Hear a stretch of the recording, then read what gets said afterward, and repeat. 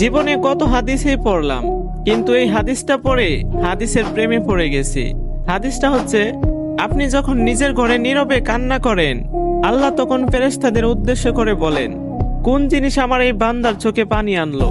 ফেরেশতাগণ বলেন, আপনার বান্দা সুখে নেই, আপনার বান্দা অনেক দিন হাসেনি।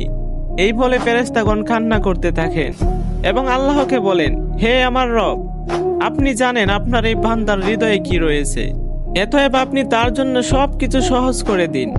আল্লাহ বলেন, আমার এই বান্দা এমন কিছু জীবন থেকে হারিয়ে ফেলেছে যা সে অধিক ভালোবেসেছিল। অতএব আল্লাহ বলেন, আমি শপথ করছি, আমার বান্দা যা তার জীবন থেকে হারিয়েছে এর চেয়ে উত্তম জিনিস তাকে এনে দিব, যা দেখে দুনিয়া ও আখিরাতে সবাই আশ্চর্য হয়ে যাবে। সুবহানাল্লাহ। Que tem medo,